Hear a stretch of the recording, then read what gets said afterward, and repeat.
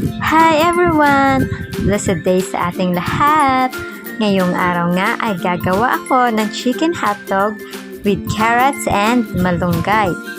Masustansya na, super healthy pa na tiyak na magugustuhan ng inyong mga junakis. May anak ka ba na pihikan kumain ng gulay?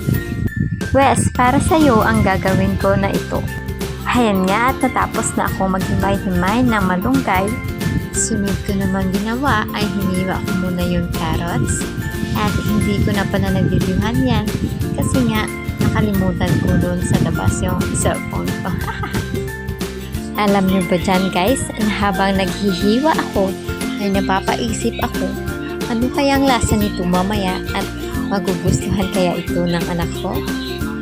Naisipan kong gumawa ng chicken hotdog dahil palagi akong bumibili sa bayan kasi nga paborito ng anak ko. Siguradong makakatipid pa ako at alam kong malinis pa ang pagkakagawa nito. Kaya na nga guys at natapos ko nang hiwain yung manok ay hinugasan ko na ito ng maigi. 3 beses o mahigit pa hanggang sa mag-clear yung tubig at patuluin na nga natin. Heto nga pala yung mga ingredients na ginamit ko. At dahil na-prepare ko na nga yung mga ingredients ay pinaghalo-halo ko na ito sa food processor. Una ay nilagay ko yung manok, carrots at malunggay. Tansya-tansya na lang yung pagtimpla guys kasi iba-iba tayo ng taste bud.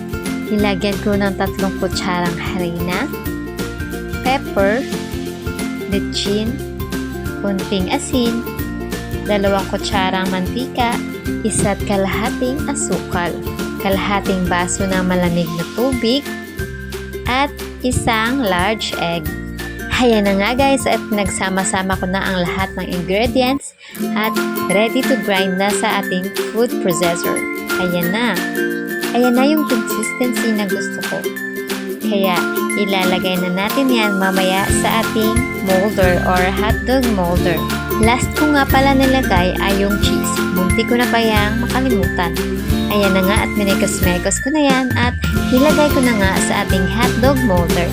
Bago ko nga pala ilagay yan ay nilagyan ko muna yan or pinahiran ko ng mantika yung ating molder para hindi magdikit. I-press-press lang ng konti hanggang sa maging maganda yung pag-mold ng ating hotdog o paglagay. Ayan na nga guys at nalagay ko na. Takpan natin at bago ko ilagay sa molder ay nagpainit na ako para ready for steam. Ayan na nga guys ang outcome ng aking homemade chicken hotdog. At nagustuhan naman ng aking baby love. Sige man time! Yan lamang po. Thank you for watching!